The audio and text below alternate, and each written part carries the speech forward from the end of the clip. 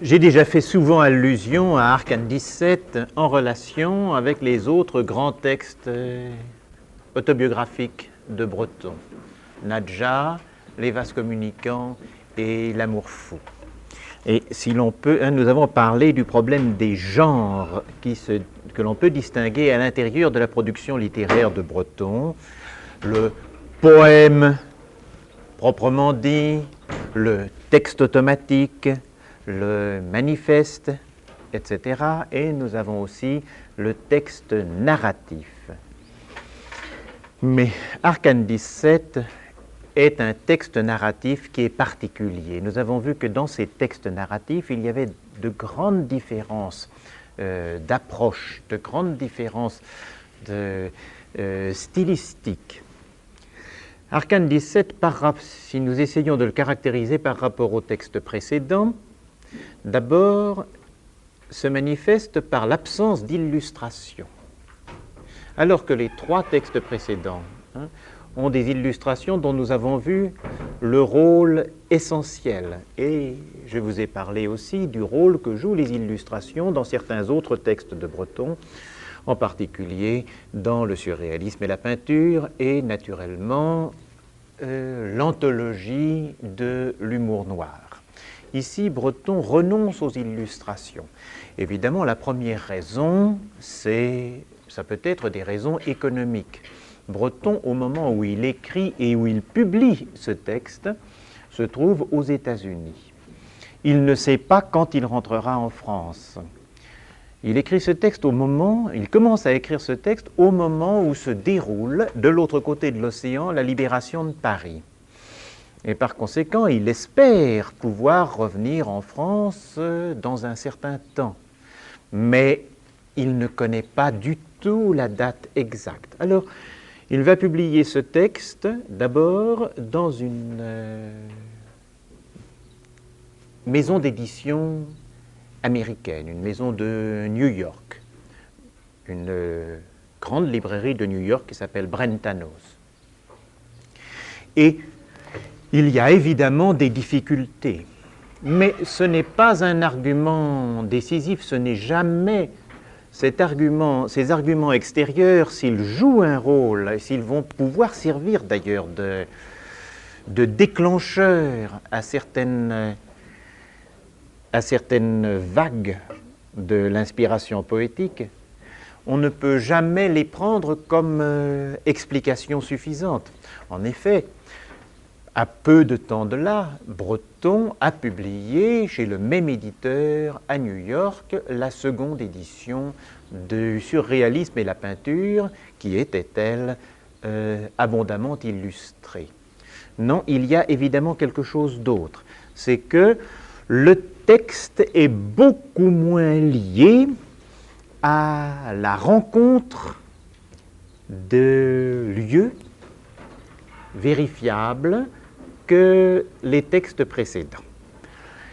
Breton, avant de quitter la France, n'a cessé de nous dire à quel point il détestait le patriotisme, il détestait ce qui s'appelait France, et en particulier Anatole France, à quel point donc il était opposé à toutes sortes de valeurs qui entraient sous ce nom France. Mais à partir du moment où Breton est obligé de quitter la France, vous pensez bien que son patriotisme va se développer, va se révéler d'une façon nouvelle. Et il va opposer à une fausse France qu'il déteste, à un faux esprit français qu'il déteste, une France véritable qui est celle de la Révolution française en particulier et de tous les poètes ou tous les peintres qu'il vénère. Et dans cette France qu'il a quittée, il y a un lieu qui est particulièrement important pour lui. Nous connaissons ce lieu, c'est la ville de Paris. La ville de Paris est le foyer véritablement le foyer de l'activité littéraire et picturale, mais aussi, on peut dire, le foyer de l'activité amoureuse. La ville de Paris est pour lui ville-femme par excellence, et ceci s'explicitera d'ailleurs admirablement dans un texte qui est repris dans le recueil La Clé des Champs, un texte sur le Pont-Neuf et l'île de la Cité, où Breton fera une admirable description du plan de Paris, de la ville de Paris considérée dans son plan, n'est-ce pas? La ville de Paris vue comme une femme, avec l'île de la Cité et en particulier la place Dauphine, qui sera le sexe de cette femme de Paris. Nous avons vu comment la promenade à l'intérieur de la rue parisienne jouait un rôle érotique fondamental chez Breton, à cause de la constitution progressive de l'image d'une femme aimée, cette image qui va être comblée, si vous voulez, cette image du désir qui va être comblée par la rencontre. Breton souffre d'être séparé de la France, mais il souffre surtout d'être séparé de la ville de Paris. Il a une immense nostalgie de la ville de Paris. Cette nostalgie est telle qu'elle va produire chez lui une sorte de cécité en ce qui concerne la ville où il est obligé de vivre, la ville dans laquelle il vit son exil. Il est tout à fait surprenant pour nous aujourd'hui quand nous lisons les textes de Breton, les textes de sa période américaine, de voir la véritable cécité de Breton en ce qui concerne la ville de New York. Il y a quelques allusions à la ville de New York dans certains poèmes, mais dans Arcane 17, qui raconte la dernière grande aventure amoureuse de Breton, une aventure que nous pouvons mettre en parallèle, que nous pouvons voir se surimprimer sur les aventures racontées dans Nadja, dans Les Vases communicants et dans L'amour fou. Eh bien, il est surprenant de voir que dans cette rencontre de sa dernière femme, du dernier de ses amours uniques, eh bien, rencontre qui s'est faite dans les rues de New York, il est tout à fait surprenant de voir que les rues de New York sont complètement occultées. Le spectacle de New York est pourtant extraordinaire. Et quelqu'un comme Breton aurait dû être sensible au spectacle de cette ville. Dans sa rencontre avec Élissa, au milieu de la ville de New York, certainement le spectacle alentour a dû jouer un rôle fondamental. Or, si nous regardons les passages d'Arcane 17 dans lesquels il est question de cette rencontre, nous voyons que Breton nous parle de l'état dans lequel il était, état que nous pouvons comparer tout à fait à l'état dans lequel il était lorsque, dans Nadja, lorsque dans Les Vases communicants, etc. Nous pouvons mettre ces textes les uns sur les autres et nous allons trouver des expressions qui seront tout à fait correspondantes. Alors Breton nous parle de l'état dans lequel il était, il nous parle de l'état dans lequel était Élissa, Élissa qui va prendre une valeur particulière pour lui parce que c'est une femme qui a perdu sa fille et que au moment où il la rencontre, Breton est séparé de sa femme précédente, Jacqueline, la toute-puissante ordonnatrice de la rue du Tournesol, et qu'en même temps, il est séparé de sa fille Aube, dont la dernière partie de L'amour fou nous a montré à quel point déjà il y était attaché. Mais nous ne voyons pas du tout le décor qui est autour de lui. C'est comme si il y avait un rideau qui s'était abattu sur les yeux de Breton dans la ville de New York. Breton sera sensible au spectacle du Nouveau Monde. Il va écrire des textes remarquables sur la Martinique, l'Ode à Charles Fourier que nous verrons la semaine prochaine nous parlera de l'Ouest américain. Et dans ce texte, Arcane 17, nous allons voir deux remarquables descriptions. Mais ce sont des descriptions de lieux qui sont tous à l'extérieur et même loin à l'extérieur de New York. New York, dans Arcane 17, est une espèce de lieu aveugle. C'est un lieu d'exil et un lieu de cécité. Et c'est à cause de cet effet que New York fait sur Breton, n'est-ce pas? New York étant pour lui l'absence affreuse de la ville de Paris. C'est à cause de cet effet qu'il n'y a plus d'illustration à l'intérieur d'Arcane 17.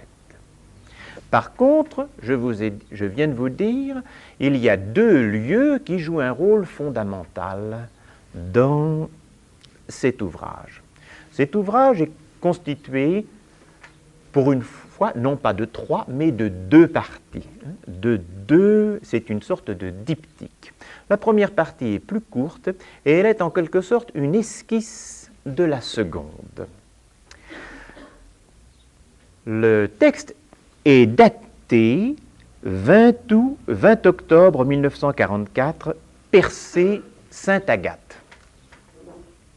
Percé, Sainte-Agathe, ce sont 2 lieux canadiens où Breton est allé en vacances. Et pendant qu'il se trouve en voyage au Canada, il suit les événements français. Alors, nous avons plusieurs strates superposées. Une première strate qui est la description de ces lieux de voyage. Une deuxième strate qui est le récit de sa rencontre avec Élisa. Une troisième qui est le récit de ce qui se passe à Paris, avec toutes sortes de commentaires qui vont pouvoir monter là-dessus, et toutes sortes d'autres récits mythiques qui vont venir se superposer encore. Nous avons déjà vu dans les textes automatiques de Breton leur aspect, à propos des textes automatiques de Breton, leur aspect polyphonique. Comment, dans la plupart des textes automatiques, on pouvait isoler plusieurs couches, plusieurs champs de signification superposés. Je vous rappelle simplement, pour vous fixer les idées, dans les champs magnétiques, le texte intitulé « Saison » avec la double référence, les saisons de l'année et les âges de la vie. Eh bien, aux États-Unis, Breton prend de plus en plus conscience de cet aspect polyphonique de sa pensée, de cet aspect musical de sa pensée. Et alors qu'avant le voyage aux États-Unis, nous avons vu qu'il y avait une grande occultation de la musique chez Breton, avec pourtant une petite revanche de cette musique. Souvenez-vous de ce passage de l'Amour fou au moment où, après la nuit fabuleuse du tournesol, il va retrouver le poème Tournesol. Rappelez-vous ce passage où Breton est devant son miroir en train de se raser et où il nous lance cet aveu qu'il fredonne des airs d'Offenbach. Eh bien, dans Arcane 17, nous allons avoir, et c'est une surprise, des références musicales beaucoup plus élevées. Breton va nous parler de Haendel et de Bach à propos du rocher percé. Eh bien, nous avons dans ce texte donc deux parties qui sont, et ce sont 2 paysages qui sont liés par leur résonance. L'un de ces paysages n'a pas tellement besoin d'être illustré, premièrement parce que c'est un des paysages les plus célèbres de l'Amérique du Nord, même s'il est fort peu connu en Europe. Et deuxièmement parce qu'il est fondamental de nous présenter ce paysage comme indescriptible, infotographiable, encore plus infotographiable que les paysages photographiés dans l'Amour fou. Alors, ce paysage de la première partie, c'est la pointe orientale du continent canadien. C'est là, sur la rive droite du Saint-Laurent, à l'extrémité de l'estuaire du Saint-Laurent, une province canadienne qui s'appelle la Gaspésie et qui se termine par une superbe falaise, un peu comparable en Europe aux falaises d'Étretat, seulement naturellement de proportions américaines.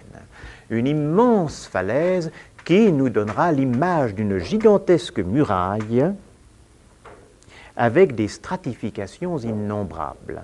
C'est, si vous voulez, une réalisation de cette image qui ouvre la légende des siècles de Hugo, la légende des siècles de Hugo. Hugo qui nous dit qu'il eut un rêve, le mur des siècles m'apparut. Et il décrit un mur immense, et ce mur, c'est l'histoire humaine tout entière, immense et écroulée. Eh bien, cette image, le rocher percé, ce sera pour Breton l'équivalent du mur des siècles de Hugo. Alors, cette extrémité, cette falaise s'appelle le rocher percé parce qu'elle forme une arche comme la grande porte de la falaise d'Étretat. Et à partir de cette arche, vous voyez toutes les évocations que Breton sera capable d'en sortir.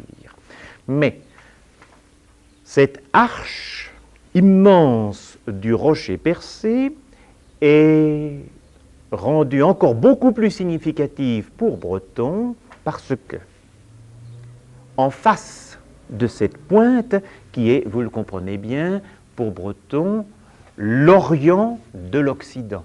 Donc, un lieu qui va pouvoir être un nouvel équivalent ou une nouvelle image de ce point suprême du second manifeste, dont le pic de Teide, le sommet des Canaries, était déjà une image. Eh bien, en face de ce rocher percé, il y a un immense rocher dans la mer qui est un des plus grands refuges d'oiseaux de mer qui existent. Et ce rocher, en face du rocher percé, a un nom qui, naturellement, ne peut que fasciner Breton.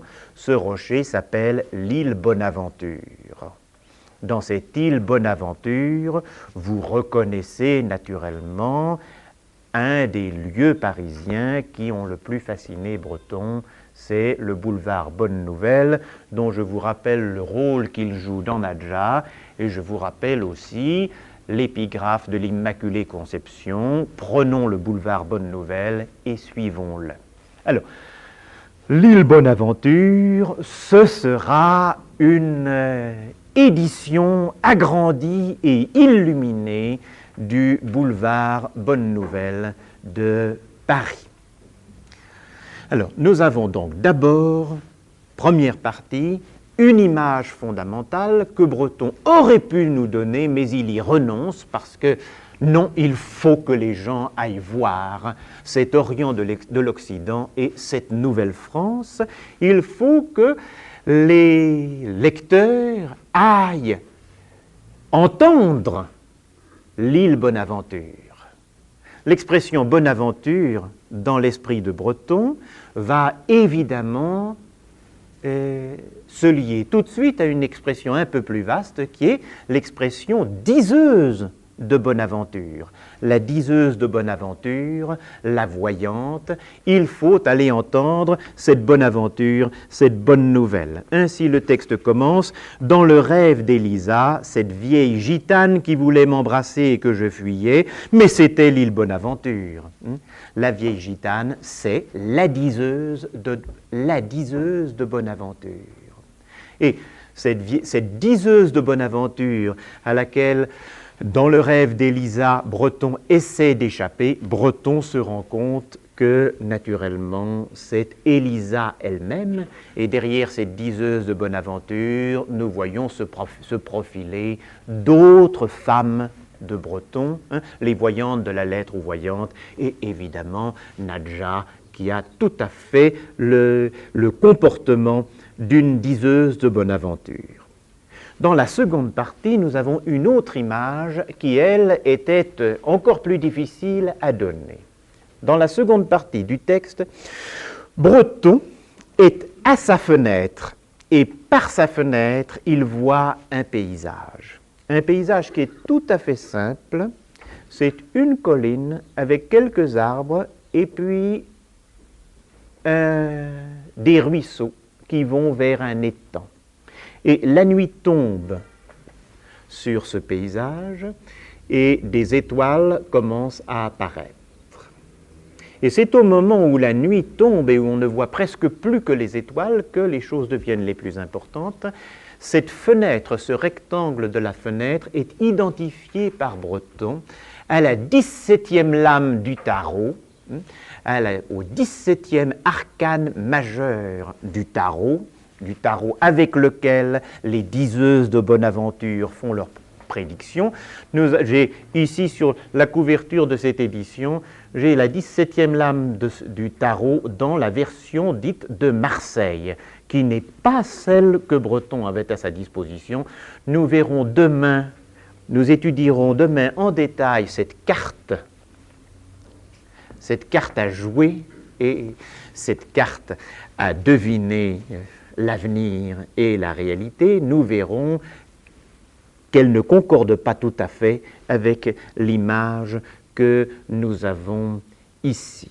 Donc ce sont sur ces deux images que le texte joue, et à partir de ces deux images, eh bien, Breton trace des variations à travers une partition, si vous voulez, dont les portées principales sont son aventure avec Élisa, l'aventure de la ville de Paris, le problème de la France et la signification de la France à l'intérieur de l'histoire humaine, et finalement toutes les méditations lointaines que Breton peut faire sur l'histoire. Eh bien, aujourd'hui, nous allons regarder rapidement la première partie d'Arcane 17, partie dans laquelle il n'est pas encore question de cette 17e lame du tarot, mais où on la voit déjà, si vous voulez, s'esquisser.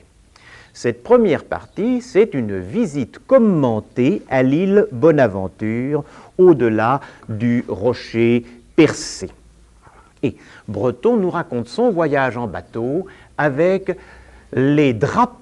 Le bateau est orné de drapeaux qui vont flotter au vent, de drapeaux qui sont rouges et noirs, ce qui lui rappelle les drapeaux rouges et noirs des manifestations populaires à Paris et surtout dans la banlieue parisienne lorsqu'il est arrivé pour la première fois à Paris. Les drapeaux rouges des socialistes et communistes et les drapeaux noirs de l'anarchie, ce qui va lui permettre d'évoquer à partir de là tous les problèmes de la Révolution. Et à la fin de son voyage, Breton rassemblera, si vous voulez, les différents thèmes. À la fin de ce premier voyage, il va rassembler les différents thèmes sur les trois portées principales, ces trois portées principales sur lesquelles il convient d'établir des accords, de frapper des accords, qui sont l'amour, l'art et la liberté. L'amour, l'art et la liberté. Vous reconnaissez le triptyque des vases communicants dans lesquels nous avions le rêve, l'amour et la révolution. Au bout de la deuxième partie, nous aurons très raffiné la même triade avec l'amour, la poésie et la révolte, qui va au-delà même de la Révolution. Alors, aujourd'hui, si vous voulez, je vais regarder avec vous le dernier paragraphe ou la dernière section de la première partie d'Arcane 17, au moment où il regarde ou rentrer sur le quai, eh bien, il regarde ce rocher percé après avoir fait le tour de l'île Bonaventure. Nous avons, dans ces deux îles, dans ce paysage, nous avons deux éléments fondamentaux. Nous avons d'une part le rocher qui tient au continent, ce rocher qui est percé d'une fenêtre. Et d'autre part, nous avons l'île qui est au milieu de la mer et qui est en quelque sorte entièrement couverte d'oiseaux.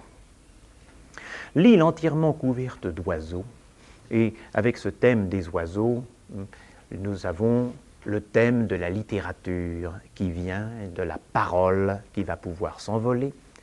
Cette île Bonaventure, c'est, nous l'avons déjà vu, la diseuse de Bonaventure, et par conséquent, c'est la femme comme annonciatrice, la Sibylle.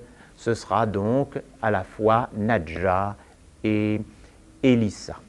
Mais le rocher percé lui-même, eh bien, par rapport à l'île Bonaventure, on voit bien qu'il joue, qui est tenu au continent, cette arche de fermeté, eh bien, on voit bien qu'il a quelque chose de profondément masculin. Nous avons un paysage qui est déjà sexualisé. Ce qui est curieux, c'est que ce masculin soit troué. Ce masculin est troué et il y a quelque chose qui est, cela indique, si vous voulez, quelque chose qui est bloqué à l'intérieur de cette représentation et qui va se débloquer à cause des oiseaux de l'île Bonaventure.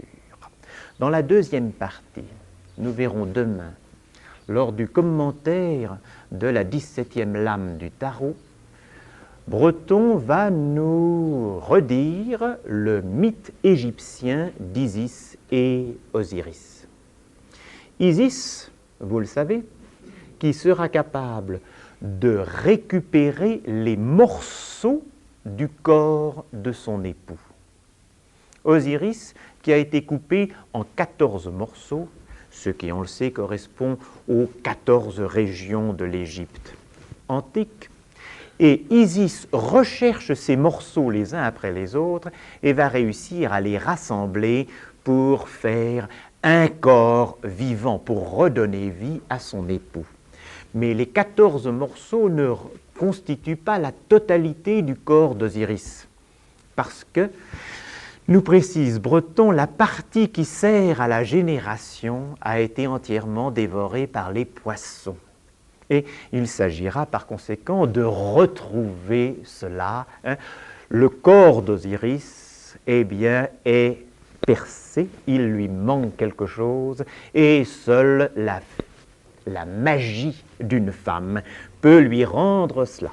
Alors, vous voyez que dans le rocher percé, nous avons d'une part l'évocation, à cause du nom, l'évocation d'un héros de la mythologie classique tout à fait masculin, qui est tout simplement Persée, le cavalier, celui qui va aller sur son cheval ailé pour délivrer la belle Andromède, qui est attachée sur son rocher et qui risque d'être dévorée par le dragon. Alors, le rocher percé, si vous voulez, va pouvoir délivrer l'île Bonaventure. Mais le rocher percé ne pourra délivrer l'île Bonaventure que dans la mesure où l'île Bonaventure lui restituera son bec ou sa lance. Donc, dans la mesure où l'île Bonaventure va réussir à le débloquer. Voici ce dernier paragraphe dans lequel nous allons voir le rocher subir un certain nombre de métamorphoses. Et ces métamorphoses vont partir évidemment du spectacle, mais vont partir aussi des mots qui peuvent désigner ce spectacle. La géométrie d'un temps non entièrement révolu exigerait pour s'édifier l'appel à un observateur idéal, soustrait aux contingences de ce temps. Pour comprendre ce qui se passe en 1944, au moment de la libération de Paris, pour évaluer tout cela, il faudrait naturellement se trouver dans un lieu d'observation suffisamment détaché. Eh bien, ce lieu d'observation, Breton ne peut pas s'y trouver, mais il peut imaginer un lieu d'où l'on pourrait voir convenablement ce qui se passe à l'époque où il écrit. Nul lieu ne m'a paru se conformer si bien aux conditions requises que le rocher percé, tel qu'à certaines heures il se découvre pour moi. C'est quand, à la tombée du jour, ou certains matins de brouillard, se voilent les détails de sa structure, que s'épure en lui l'image d'une nef toujours impérieusement commandée.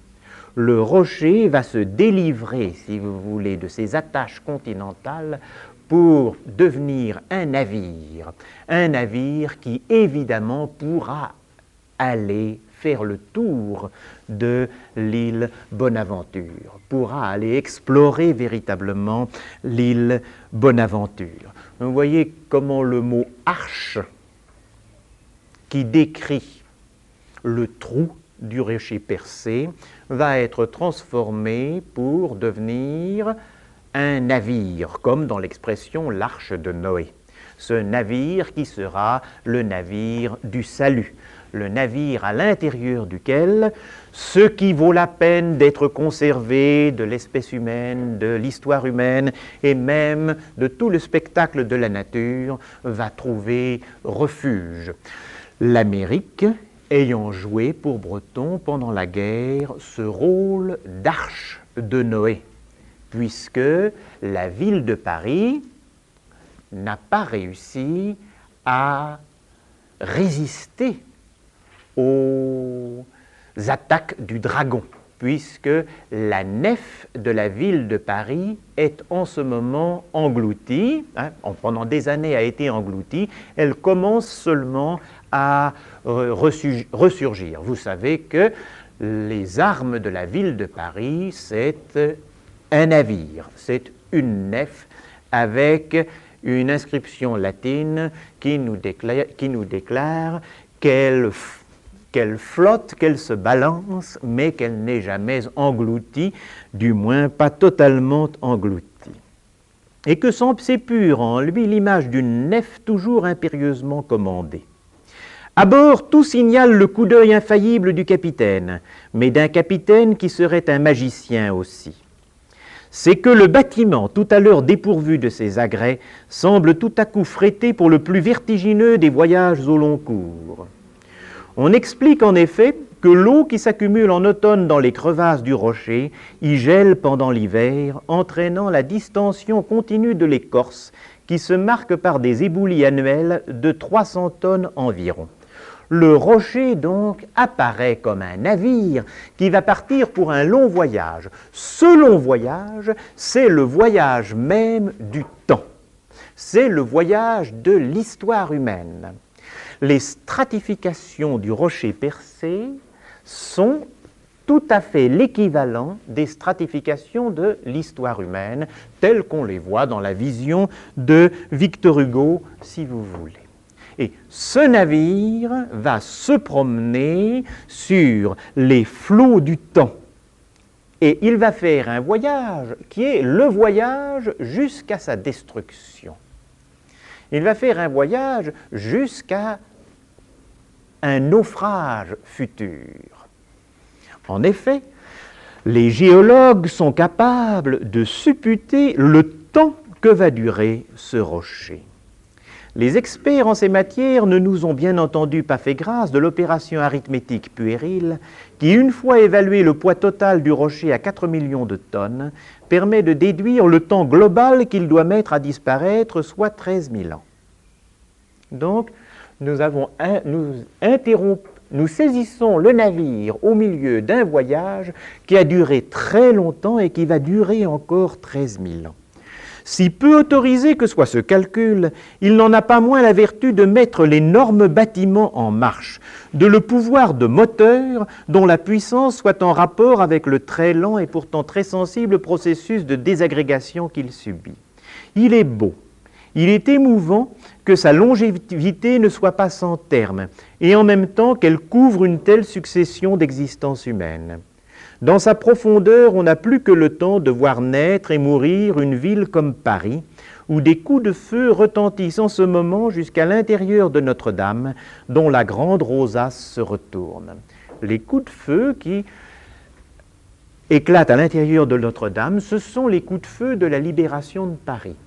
Dans les premières pages du texte, on apprend que les Alliés sont aux portes de Paris et au moment de cette méditation, ce sont les combats à l'intérieur de la ville de Paris avec ces coups de feu qui ont éclaté à l'intérieur de Notre-Dame lors du premier Te Deum qui a été exécuté dans cette église par les Alliés et le général Leclerc avec sa division.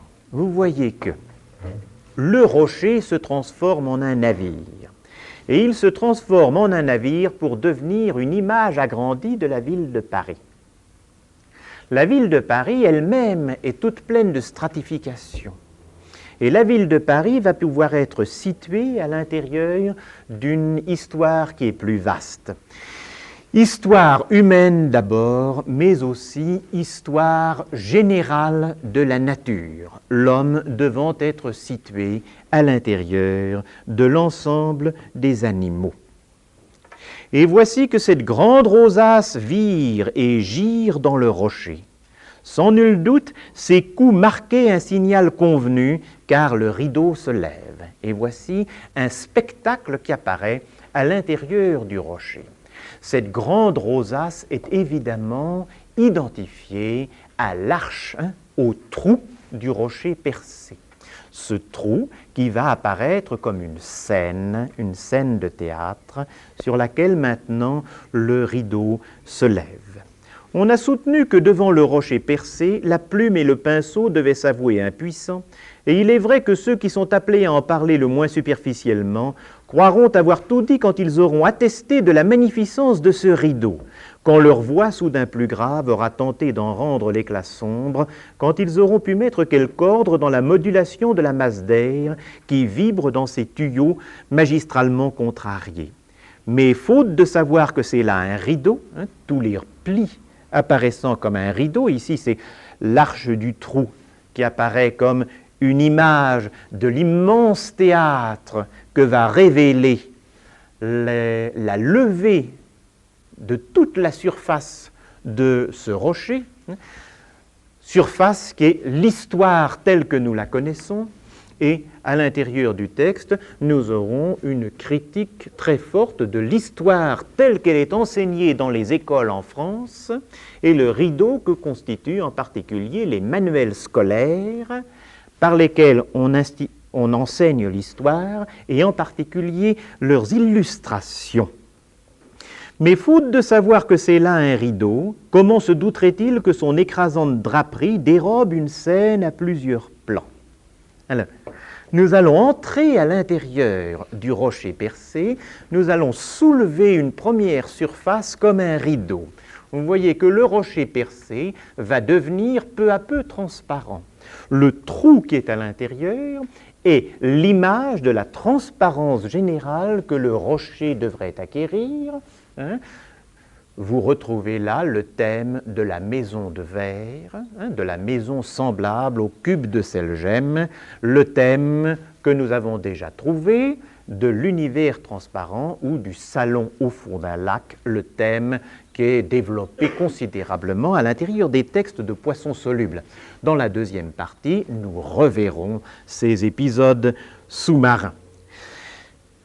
Dérobe une scène à plusieurs plans, c'est-à-dire derrière ce premier récit, un second récit va se profiler, et ce récit est lui-même à plusieurs plans. Ce récit est, disons, Breton va explorer 4 plans l'un après l'autre. D'abord, sur cette scène va se jouer un conte d'enfant. Deuxièmement, une version révisée d'un chapitre de l'Apocalypse. Troisièmement, nous allons y retrouver le château du Moyen-Âge qui hante si fortement l'imagination de Breton. Et enfin, nous allons y trouver le dragon ou le méchant démon, celui que Breton va appeler ici, d'après Ibsen, d'après le Peer Gynt d'Ibsen, le grand courbe. Voici d'abord le conte pour enfants. Et tout d'abord, derrière lui s'échafaude, en manière de prologue, un conte d'enfant qui n'a d'autre portée que de régler les lumières. La dure gelée à cheveux blancs n'y voit presque plus. Sa cuisine de sorcière à tout rompre, elle ne sait plus la faire que dans les grandes marmites à la porte de la maison. Quelle que soit sa rage de ne pouvoir tout mettre en miettes, chaque fois qu'elle sort, elle doit enfermer à double tour la petite fille qui a la garde de son harfang. Harfang, vous savez, ça veut dire une grande chouette blanche. Derrière cette image de la petite fille avec son harfang et de la petite fille qui, grâce à ce grand oiseau blanc, va essayer d'éviter les sortilèges, on trouve un souvenir tout à fait littéral d'un très beau roman de Jules Verne qui s'appelle « Les Indes noires ». Mais l'oiseau a gagné la confiance de l'enfant en l'instruisant des aurores boréales. En échange de la liberté, il lui a donné le secret d'allumer instantanément, en quelque angle qu'elle veuille, de l'âcre pièce, un œil étincelant et fixe pareil au sien. Il suffit de toucher une coquille vide de noisettes avec une paille humide du balai. Comme ce jeu s'avère le plus captivant de tous et que la petite fille, à écouter le harfang, a acquis une vue assez perçante pour pouvoir se donner un bal à travers le chat d'une aiguille, elle ne tarde pas à promener la paille enchantée à travers tous les orifices possibles, depuis le piqueté de l'écumoire jusqu'au trou de serrure, depuis l'œillet d'une vieille chaussure jusqu'à la dernière boutonnière de vêtements. Et tout cela se met non seulement à regarder, mais à faire de la lumière. Et toutes les lumières s'apprêtent à communiquer tout en gardant les aspects distinctifs de leur source. Il y en a qui partent d'une amande bleue dans laquelle est pratiquée une fenêtre, derrière laquelle s'allume une lampe. D'autres d'un gros grêlon qui commence à fondre dans une rue poussiéreuse, d'autres d'un écheveau de soie verte déteinte sous la griffe du chat noir, d'autres de ce qui peut sécher de sang au doigt d'une belle arabe du fait d'une piqûre de rosier. Où je fais intervenir cette petite fille, ou pour peindre ne fût-ce qu'une seule agate de percée, je voudrais la faire sauter à la corde à l'intérieur des pierres. Les chimistes s'obstineront à ne voir que la silice qui, portée par l'eau, se dépose et se cristallise dans les cavités minérales. Mais la petite fille n'a eu qu'à se diriger vers le balai pour les mettre en fuite. C'en est fait, toutes les lumières communiquent, la vieille masure n'est plus, le balai s'est transformé en une aigrette qui fait la roue sur toute l'étendue du rocher. Le corps de l'aigrette est venu tout naturellement s'insérer dans la découpure de la brèche, là même où j'ai tant aimé prendre l'angle de vision nécessaire pour voir le soleil se lever, et c'est ce corps vaporeux qui supporte toute l'arche, maintenant sans poids. Vous voyez le passage à travers le mot aigrette, le mot balai, le balai de la sorcière, qui se transforme en un ballet au sens danse générale sur ce théâtre. Et puis, le ballet de sorcière, l'image du ballet de sorcière, se transforme en l'aigrette, ce petit bouquet qui orne, par exemple, la coiffure des dames dans certains contes de Pérou. Et cette aigrette, d'ailleurs, il en est question dans la description du visage d'Élisa lors de sa rencontre. Mais le mot aigrette tourne lui aussi. De l'aigrette, ce petit bouquet, nous passons à l'oiseau qui s'appelle aigrette. Et c'est cet oiseau qui va faire la roue. Et cette roue faite par l'oiseau remplace la rosace de Notre-Dame que nous avions tout à l'heure. Tout ceci est un prologue, vous voyez, tout ceci se passe à l'intérieur de cette arche, de cette ouverture dans le rocher, ouverture qui rend peu à peu, qui déborde perpétuellement sur l'ensemble du rocher, dans tout le mur, qui rend le rocher transparent. Et c'est ce qui va rendre le rocher transparent, ce qui va transformer le blocage du rocher en une vie merveilleuse, en un paradis amoureux, c'est évidemment la femme sous tous ses aspects. Et d'abord ici, son aspect de femme-enfant, cette femme-enfant que Breton va chanter à travers de tout ce texte. La femme-enfant réussit à transformer l'ouverture du rocher, à rendre beaucoup plus puissante l'ouverture du rocher. C'est ce corps vaporeux qui supporte toute l'arche maintenant sans poids. Et maintenant, le rocher est devenu transparent. L'image maintenant transparente du rocher. Là où l'on ne pouvait voir tout à l'heure que les traînées serpentines du quartz, ces trombes à leur tour se perdent dans la lumière diffuse pour faire place à 1000 héros porteurs d'oriflammes. Et ils vont faire une proclamation aux 4 vents. Cette proclamation, c'est un passage de l'Apocalypse. La grande malédiction est levée. On propage à tous échos la nouvelle de toujours, la bonne aventure. La grande malédiction est levée, c'est dans l'amour humain que réside toute la puissance de régénération du monde. Et un ange fort souleva une pierre semblable à une grande meule de moulin et la précipita dans la mer, disant, c'est avec ce fracas et cette impétuosité que tombera cette grande Babylone et on ne la verra plus. Mais la prophétie omet de dire qu'il est une autre pierre, semblable à une grande meule de moulin, qui lui fait exactement contrepoids sur la balance des flots, qui s'élève tumultueusement, fougueusement, d'autant plus que l'autre s'enfonce. C'est l'île Bonaventure, naturellement, c'est l'amour de l'homme et de la femme que le mensonge, l'hypocrisie et la misère psychologique retiennent encore de donner sa mesure, lui qui historiquement pour naître a dû déjouer la vigilance des vieilles religions furibondes et qui commence à balbutier si tard dans le champ des troubadours. Alors cette pierre qui monte, c'est l'île Bonaventure qui, se surimprimant sur le rocher percé, va faire de ce navire une sorte de navire aérien. Le rocher lui-même va s'édifier, et il va s'édifier maintenant, 3e version de la scène, il va s'édifier comme un château, si possible, du XIVe siècle, bien sûr. Et dans la pierre qui monte, toujours une avec le rocher que je contemple, s'arc-boutent, transpercés de tous les rayons de la lune, les contreforts des vieux châteaux d'Aquitaine et d'ailleurs, en arrière-plan desquels celui de Montségur qui brûle toujours. Et là-dedans, l'arche devient une fenêtre qui annonce la fenêtre de la 2e partie.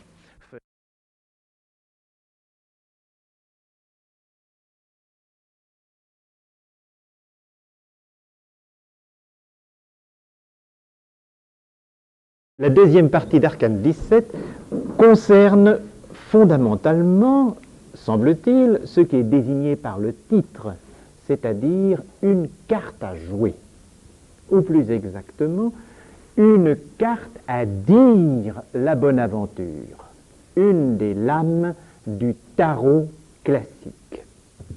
Et le tarot classique est un jeu de cartes qui est un peu plus développé que notre jeu de cartes habituel, lequel comporte 52 cartes avec 4 couleurs et 13 cartes, comme le savent tous les joueurs de bridge, dans chaque couleur. Dans le tarot, il y a aussi 4 couleurs qui ont des noms un peu différents, mais il est très facile de montrer la correspondance qu'il y a entre les deux jeux. Il y a aussi 4 couleurs, mais dans chacune de ces couleurs, il y a 14 cartes. Des cartes, des nombres qui vont de 1 à 10. Et dans le tarot, les 4 couleurs que nous connaissons habituellement, pique, cœur, carreau, trèfle, sont remplacées par épée, coupe, denier et bâton. Et aux 10 chiffres sont adjointes des figures. Il y a bien le roi, la reine et le valet, mais le jeu de tarot y ajoute le cavalier. Et à cet ensemble de cartes, de 4 fois 14 cartes, est jointe un ensemble de 22 cartes figuratives, que l'on appelle les arcanes majeures. On appelle les autres, arcanes veut dire secret, les arcanes majeures, les autres cartes étant intitulées arcanes mineures. Et le titre Arcane 17 évoque le 17e de ces arcanes majeurs, la 17e de ces figures. Je vous ai dit que Breton, dans la première partie d'Arcane 17, nous fait une description d'un voyage autour de ces deux monuments de la nature extraordinaires, ces deux monuments de la Nouvelle-France, que sont le rocher percé et en face l'île Bonaventure. Et qu'il va explorer ce paysage en lui trouvant toutes sortes de significations. Mais il y a un point sur lequel je voudrais attirer votre attention, c'est la première phrase de ce livre. Dans le rêve d'Élissa, c'est première phrase dont nous avons déjà parlé. Dans le rêve d'Élissa, cette vieille gitane qui voulait m'embrasser et que je fuyais, nous avons vu que cette vieille gitane c'était Nadja et Élissa elle-même. Mais c'était l'île Bonaventure, un des plus grands sanctuaires d'oiseaux de mer qui soit au monde. Dans cette phrase, il y a un phénomène tout à fait caractéristique de l'imagination de Breton. C'est ce que je peux caractériser de sentiment de reconnaissance immédiate. Tout d'un coup, ah mais c'est ça, je reconnais cela.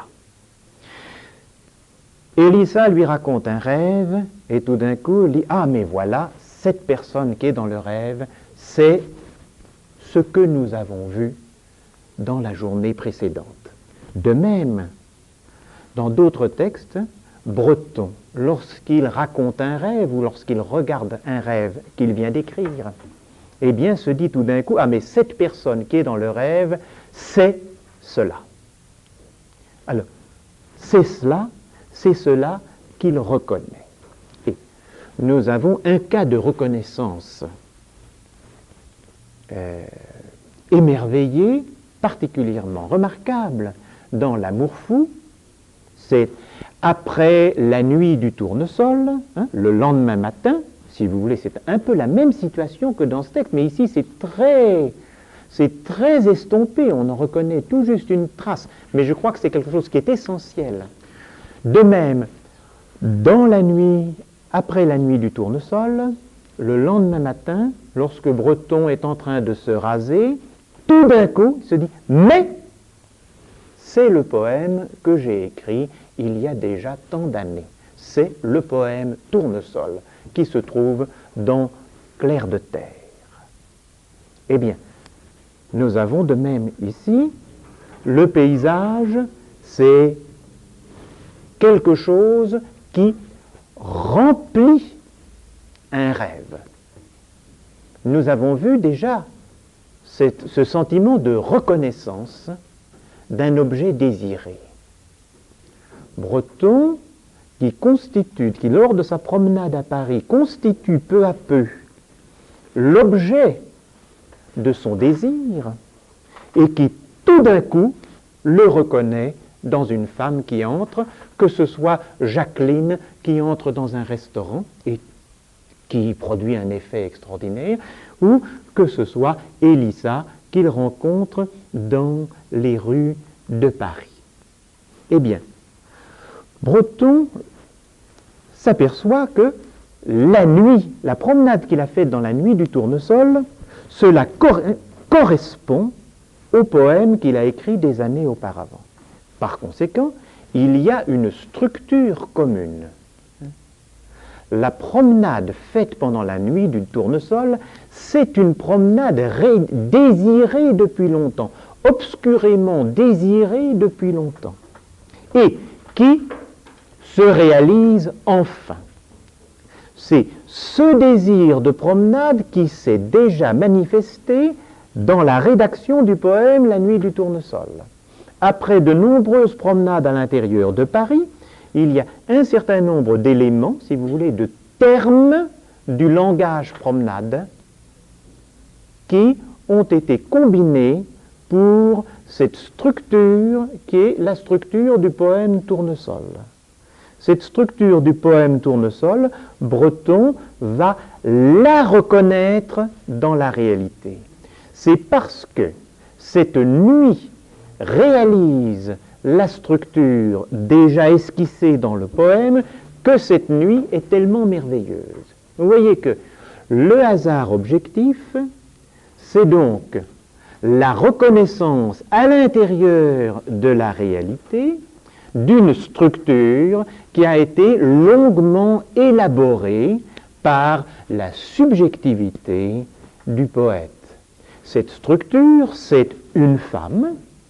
Cette structure, cela peut être une promenade, mais on peut très bien imaginer Breton allant voir, comme dans les premières pages de Nadja, des quantités de films qu'il trouve idiots, mais en regardant avec plus ou moins d'attention ces films, de temps en temps, il y a des éléments qu'il choisit. Et des éléments qui vont se mettre en valeur les uns les autres, c'est-à-dire que, peu à peu, un film se constitue à l'intérieur de sa subjectivité. Il y a un film désiré qui prend corps en quelque sorte en creux. Ce film désiré, il peut s'esquisser dans un poème, et Breton, un jour, peut le rencontrer au cinéma. On peut dire que L'Âge d'or de Buñuel, c'est un peu le film désiré qu'il rencontre, mais surtout, c'est le film de Hathaway, Peter Ibbetson, qui lui apparaît tout à fait comme quelque chose qu'il reconnaît tout d'un coup. Vous vous souvenez de la note dans L'Amour fou, où, dans le passage où il parle de L'Âge d'or de Buñuel, il dit le seul film surréaliste, puis il met une note, non, l'un des deux, depuis que j'ai vu ce merveilleux Peter Ibbetson, film dans lequel il reconnaît enfin, voilà, le film qu'il désirait. Alors, dans la seconde partie d'Arcane 17, nous allons voir aussi une reconnaissance à toutes sortes d'étages. Ce sont des reconnaissances qui sont superposées les unes aux autres, mais qui s'accrochent à une reconnaissance première qui déclenche tout le reste. De même que, au début de la première partie d'Arcane 17, nous avons cette gitane dans le rêve d'Elisa, mais c'était l'île Bonaventure. Eh bien, dans la deuxième partie, Breton est à sa fenêtre, et par sa fenêtre, il voit une colline. C'est tout.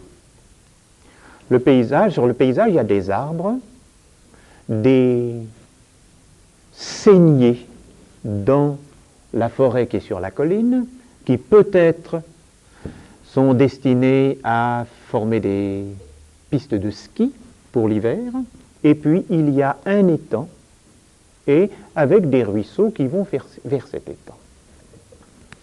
Breton regarde ce paysage qui est tout simple pour nous, et ce paysage, il commence par y reconnaître quelque chose. Il y reconnaît une figure de femme. Et cette femme, il l'interprète d'abord comme Mélusine, comme cette figure de l'ancienne mythologie française, de la mythologie de l'ouest de la France, Mélusine, la femme qui est métamorphosée en serpent ou en poisson. Et il commence par méditer là-dessus. Et puis, sur ce paysage, la nuit tombe. Au-dessus de cette colline, dans laquelle il a lu, si vous voulez, une femme qui se transforme en poisson et en rivière, une femme qui est en même temps l'eau courante, eh bien, au-dessus de cette femme, il voit des étoiles qui commencent à s'éclairer. Et il reconnaît cette structure. Ces étoiles, au-dessus de cette femme, qui est en même temps une rivière ou une fontaine avec des arbres. C'est quelque chose qu'il reconnaît, c'est la 17e lame du tarot, le 17e arcane majeur du tarot. Et cette reconnaissance, c'est exactement la même chose que la reconnaissance du poème Tournesol après la nuit du tournesol. Là, ça se passe en même temps. Il voit le paysage, et ce paysage le comble parce qu'il y reconnaît quelque chose qui était déjà esquissé et quelque chose qui le touchait profondément. La grande différence, vous me direz, c'est que le poème Tournesol est un poème de Breton, tandis que la 17e lame du tarot, ça n'a pas été dessiné par Breton. Mais il suffit d'avoir un peu pratiqué les textes de Breton pour comprendre que cette distinction est une distinction qui n'est pas du tout décisive. Le poème de Breton, c'est quelque chose qui s'est constitué au cours de ces promenades dans la ville de Paris, bien sûr. Mais ces promenades dans la ville de Paris, ce sont en même temps des promenades à l'intérieur de la langue française. Lorsque Breton parle ou lit, c'est comme lorsqu'il se promène dans la rue. Lorsqu'il se promène dans la rue, il voit, il constitue peu à peu la femme de Paris comme remède à son ennui. La chevelure blonde fait valoir la chevelure brune, un œil ici, un sourcil là, une démarche merveilleuse, etc. Tout cela va constituer une femme désirable entre toutes. Eh bien, de même, lorsque Breton écoute ses amis parler, ou lorsqu'il lit des livres des autres, ou lorsqu'il parle lui-même, eh bien, dans les phrases, il va reconnaître, il va isoler ici un mot, là un autre mot, là une tournure. Le fait qu'il ait entendu ces deux mots dans la même journée lui permet de mettre en valeur ces deux mots l'un par rapport à l'autre. Vous voyez, de même que la chevelure brune met en valeur la chevelure blonde, que le manteau de fourrure met en valeur la toile tout à fait simple de la pauvresse, qui apparaît à ce moment-là comme aussi belle, de même, le mot qui a été dit par, disons, à une certaine époque par Aragon, va faire valoir le mot qui a été dit par Éluard, ou le mot que l'on lit sur une enseigne lumineuse. Et ainsi, ces mots vont constituer peu à peu des phrases. Ce sont ces phrases qui sont toutes prêtes, si vous voulez, à sortir le soir, ces phrases subliminales, ces phrases du moment de l'endormissement qui restituent, si vous voulez, ce qui a été constitué au cours de la journée. C'est donc quelque chose qui s'est déposé lentement à l'intérieur de la langue française elle-même, et quelque chose qui est perpétuellement refoulé, quelque chose à quoi perpétuellement on refuse de faire attention. Et l'important, c'est cet état qui permet de tourner autour de cette inattention, de ce refoulement, de ces interdits. Alors, la promenade elle-même, il y a bien la promenade, mais il y a la langue elle aussi. Et la promenade ne se constitue pas sans la langue. Et au cours de la promenade, la langue se manifeste. Chez Breton, vous savez bien que la ville de Paris, les rues de Paris, sont comme un texte perpétuel. On lit tout le temps des textes à l'intérieur des rues de Paris. Boulevard Bonne Nouvelle, Bois Charbon, Café de la Régence, Ampoule Mazda, Montre Oméga, etc., etc. Ce sont, la rue, c'est comme un livre à l'intérieur duquel on se promène. un livre qui est merveilleusement illustré. Mais ce qui est réalisé ainsi par Breton peut l'avoir été par d'autres que Breton. Il y a ainsi, nous l'avons vu à propos de l'anthologie de l'humour noir, des textes éminemment désirables que Breton reconnaît. Les textes qui sont rassemblés dans l'anthologie de l'humour noir, ce sont des textes que Breton aurait voulu écrire. Il n'a pas besoin de les écrire, ils sont déjà là. Eh bien, il y a des images qui sont déposées, si vous voulez, dans la pratique quotidienne des Français, des images qui sont déposées là, des images qui sont des images souvent mises à l'écart par la pensée officielle, et c'est pourquoi on les appellera des images occultes. Et vous voyez que dans la pensée de Breton, le mot occultisme est lié étroitement à la notion d'occultation. Ce sont des images qui ont tendance à être occultées, qui ont tendance à être interdites. Ce sont des images qui sont liées plus ou moins à la superstition. Des images qui surnagent. Eh bien, les images qui surnagent, ça peut être de la peinture. Mais cela peut être les cartes à jouer. Alors, nous avons déjà vu le rôle que les cartes à jouer jouaient. Nous avons déjà vu les cartes à jouer jouer un rôle dans les aventures de Breton. D'abord, dans la liaison avec les voyantes, dans la lettre aux voyantes. Et ensuite, nous avons vu Breton s'amuser lui-même à se tirer les cartes. Dans le second chapitre de l'Amour fou, nous voyons Breton qui, dans des circonstances difficiles, se tire les cartes en disposant des cartes autour d'objets qui sont des représentations de lui-même, représentations du père, de la relation heureuse du père et du fils, avec la racine qu'il appelle aîné portant son père, et puis l'autre image, la statue de caoutchouc, qui est évidemment Édipe, parce que c'est une statue qui a des pieds beaucoup trop gros, c'est une statue aux pieds enflés, et vous savez que Édipe, en grec, cela veut dire pieds enflés. Alors, nous avons là deux images très symboliques, dont le symbolisme, dont l'activité symbolique est très claire, et qui vont servir de centre d'une configuration, d'une structure symbolique qui est formée avec des cartes à jouer.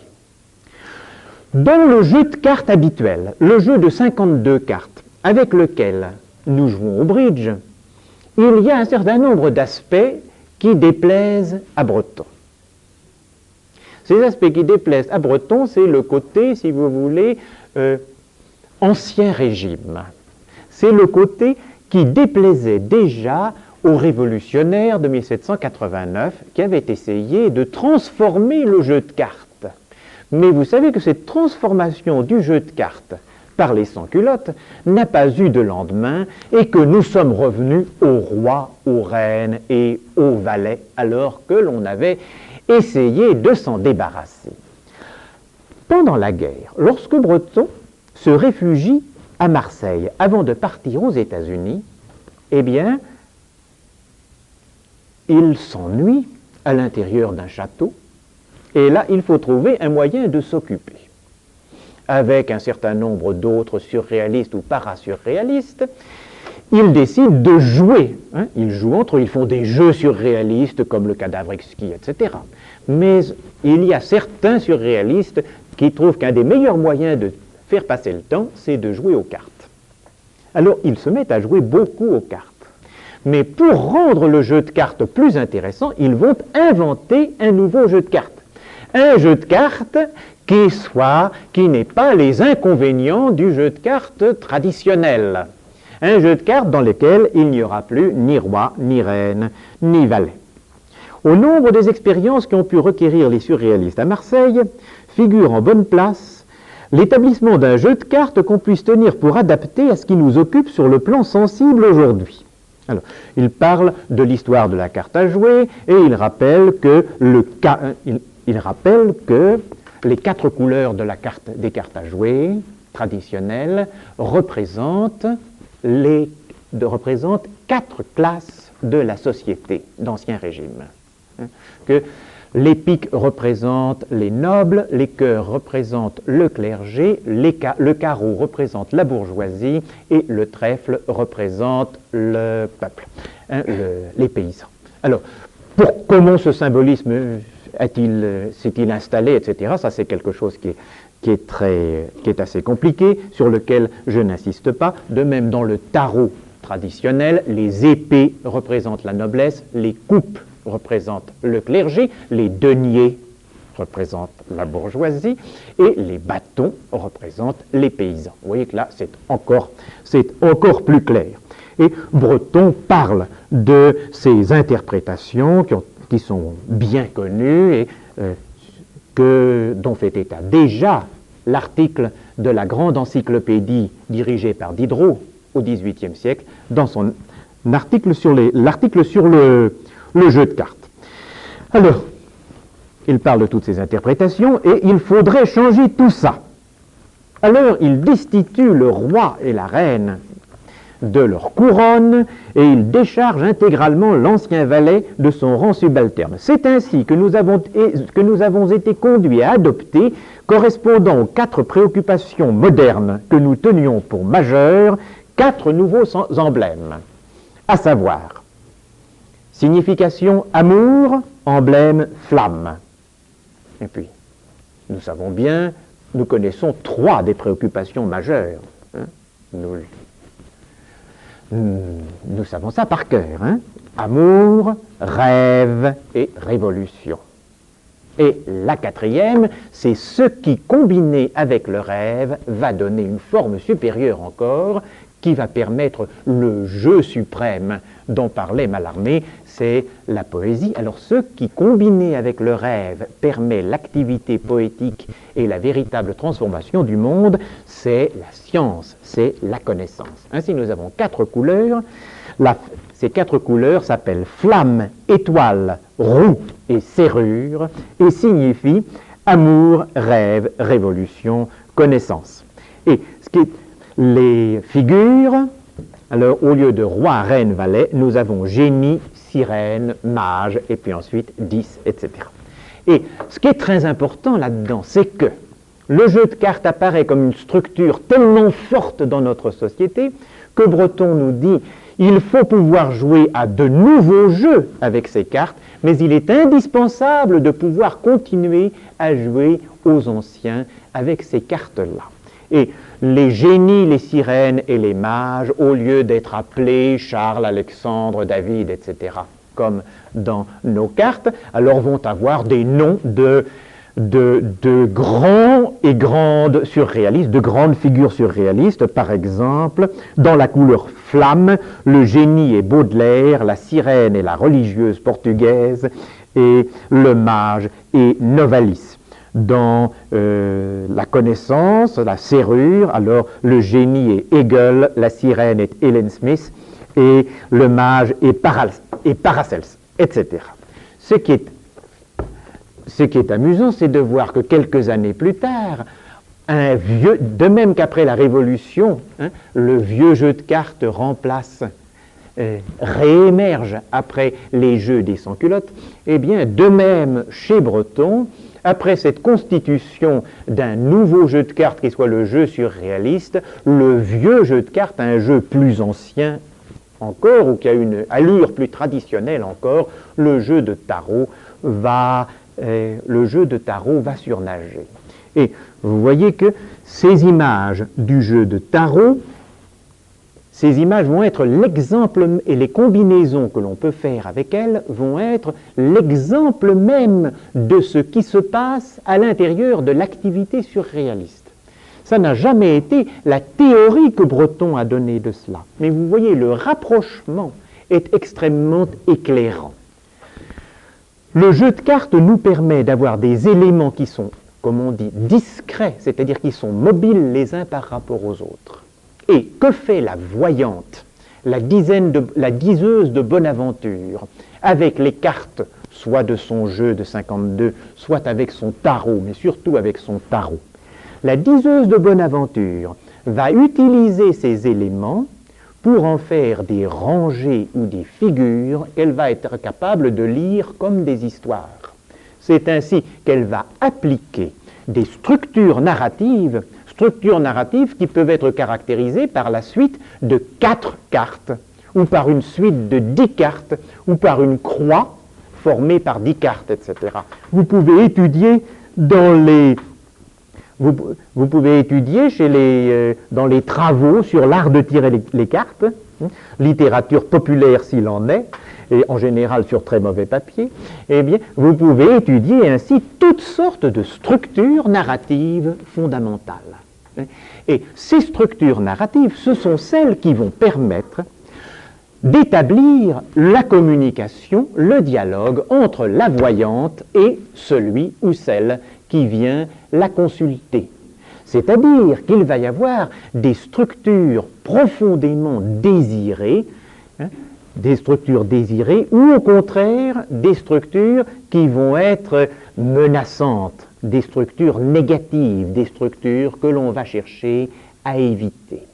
Ainsi, la 17e lame du tarot représente par excellence à l'intérieur de ce qui est occulté, méconnu, etc., dans la civilisation occidentale, quelque chose de désirable. En effet, la 17e lame du tarot s'appelle l'étoile, et toutes les diseuses de Bonaventure vous diront que l'étoile, cela veut dire l'espérance, et que cette carte veut dire l'espérance.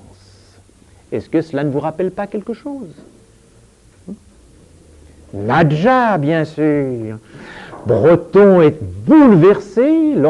avait été bouleversé lorsque Nadja lui avait dit qu'elle s'appelait Nadja, que ce n'était pas son vrai nom, c'était un nom qu'elle avait choisi parce que Nadja est le commencement du mot espérance en russe et qu'il n'en est que le commencement.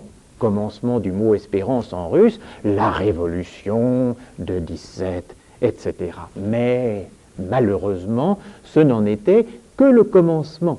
Eh bien, Nadja, en effet, était le commencement de l'espérance, et nous voyons très bien dans ce texte comment Élisa va être l'incarnation de cette espérance désirée, dont une esquisse antérieure à Breton lui-même s'est réalisée dans le jeu de tarot, et en particulier dans cette carte précise du jeu de tarot. Eh bien, regardons maintenant cette carte qui est reconnue à l'intérieur du paysage.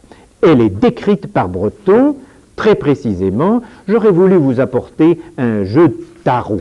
Et je suis allé dans la boutique qui s'appelle Delphica, où on trouve des quantités d'ouvrages ésotériques, occultistes, etc., et où on trouve des jeux de tarot. Mais je n'ai pas trouvé le jeu de tarot classique français, qui s'appelle le tarot de Marseille, qui manque en ce moment.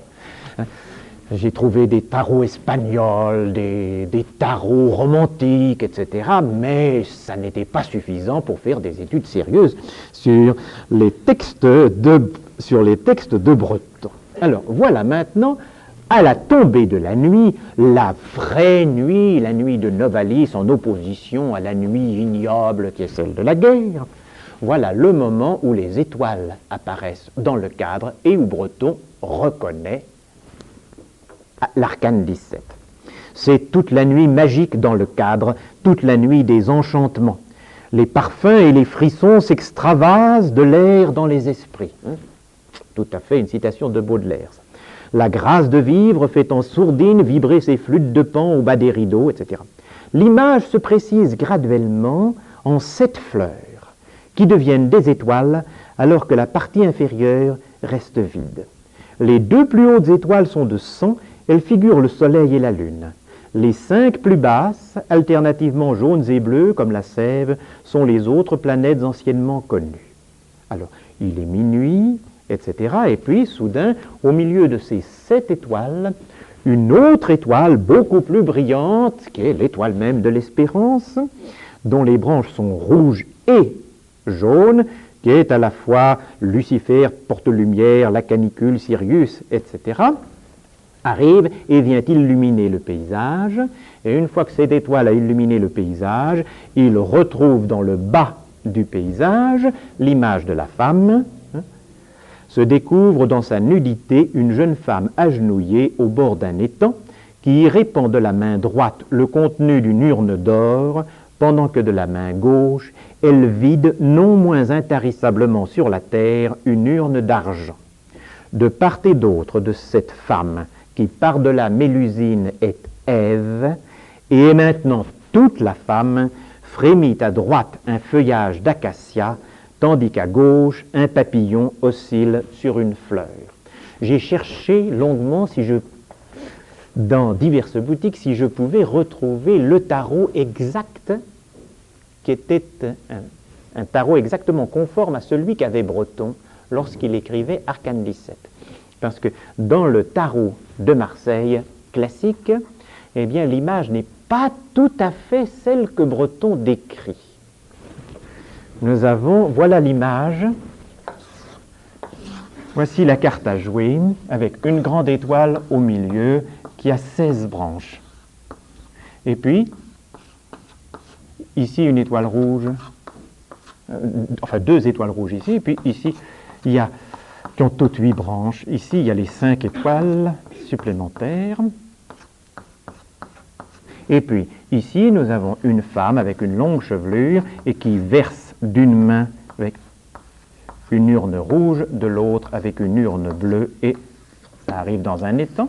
Et d'un côté, Breton nous dit, il y a une rose avec un papillon, et de l'autre côté, il y a un arbre qui est un acacia. Eh bien, dans le tarot de Marseille classique, c'est simplement un arbre rouge sur lequel est un petit oiseau. Donc, et ici, on ne peut pas du tout reconnaître qu'il s'agit d'un acacia. Et ce que je voudrais savoir, bien sûr, c'est si la transformation de cet élément est de Breton, ou bien si elle est antérieure à Breton. Il y a peut-être un tarot sur lequel on voit déjà la transformation du petit oiseau noir en papillon et du petit arbre rouge en rose. Alors, à partir de là, Breton va utiliser cette structure qui lui plaît merveilleusement, cette structure qu'il a reconnue dans le paysage de la Nouvelle-France, qui lui plaît particulièrement. Il va s'en servir pour l'appliquer aux problèmes de la vie présente et pour essayer d'élucider, grâce à cette structure, les problèmes que pose la libération de la France, la fin de la guerre, etc.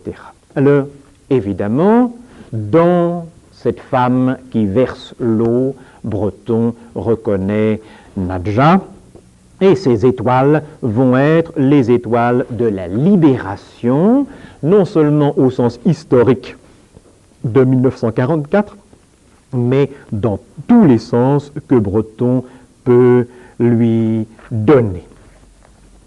Alors, après une longue parenthèse, donc donnant cette profondeur, Breton vient examiner le détail de l'image.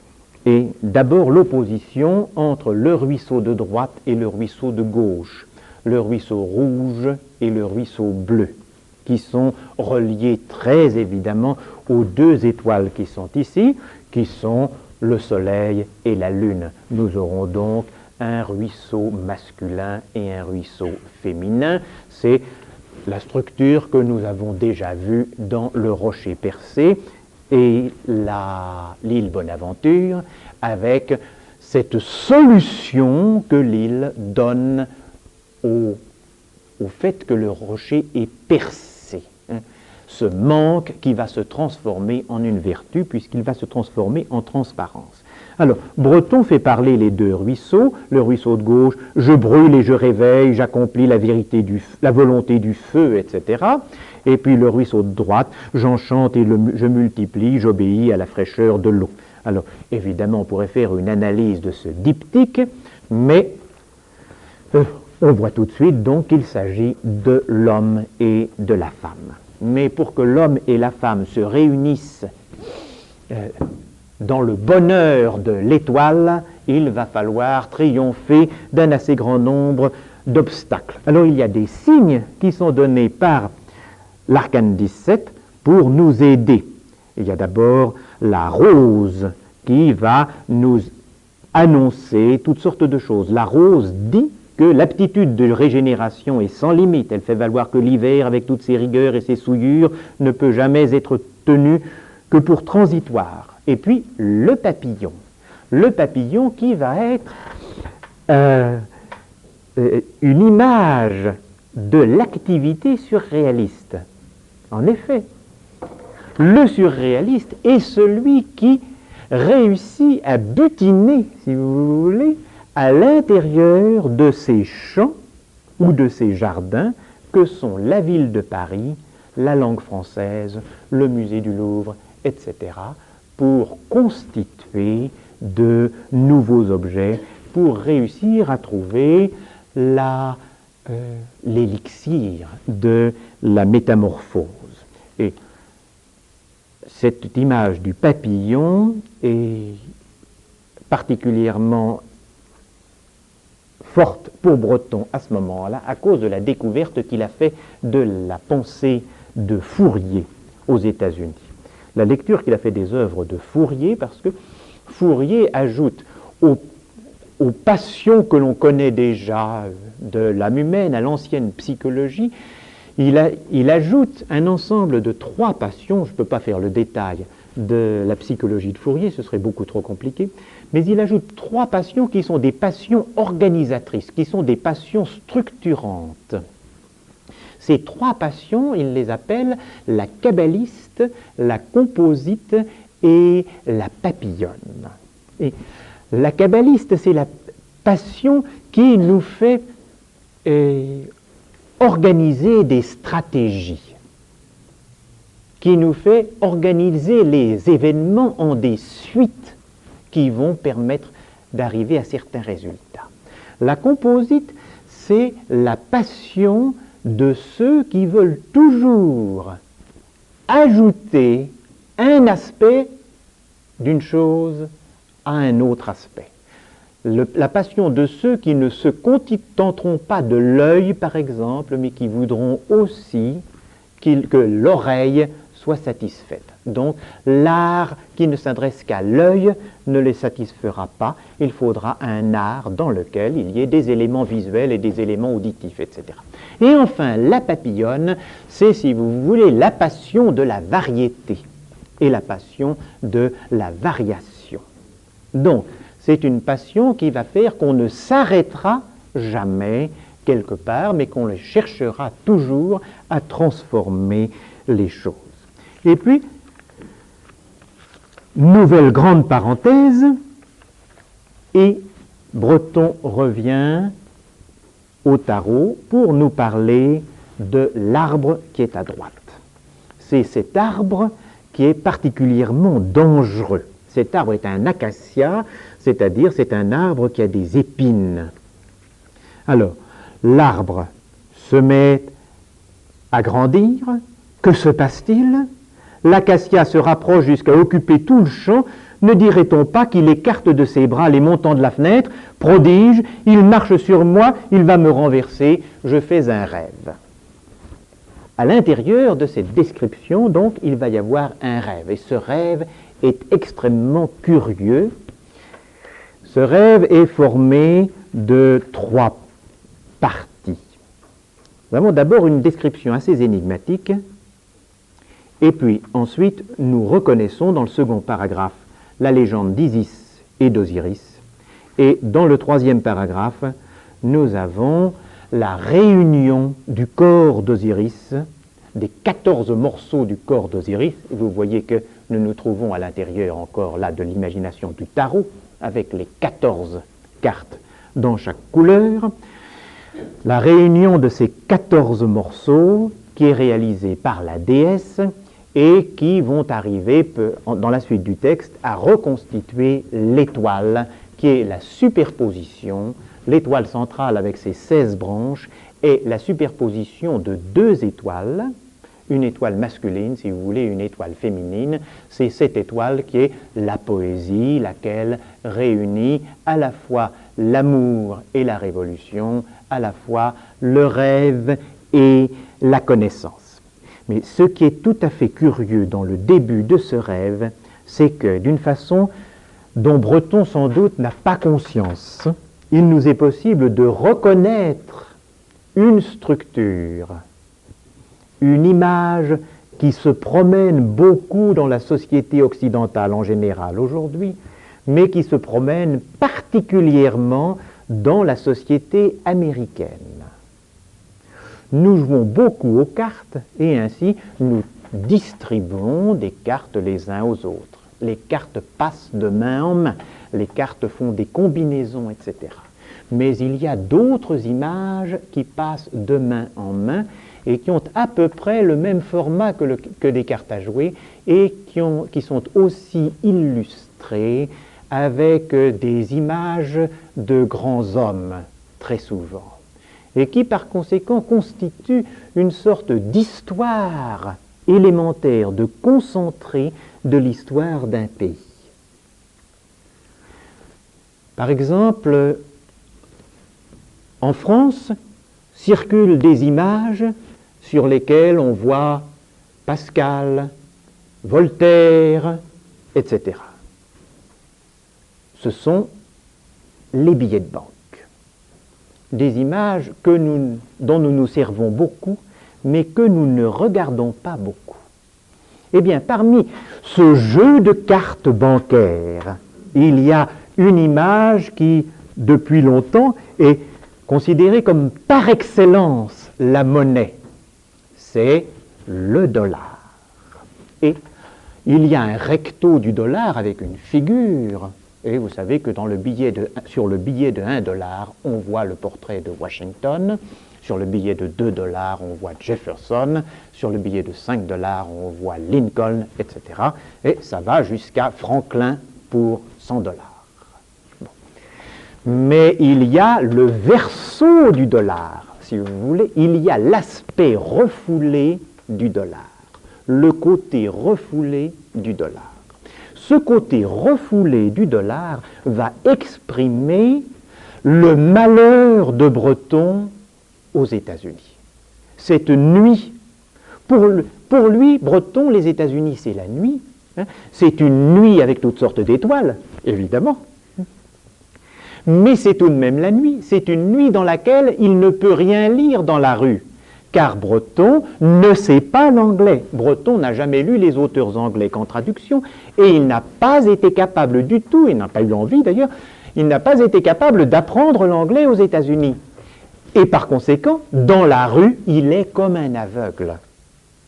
Et Elissa va être quelqu'un qui, dans la ville de New York, va le rendre voyant, va lui permettre de lire. Elle est véritable. Vous voyez, c'est un autre sens du mot voyante. C'est celle qui connaît la langue. C'est celle qui a la langue et celle qui va le mener et par conséquent le rassembler. Eh bien, dans ce rêve, nous avons un renversement du dollar.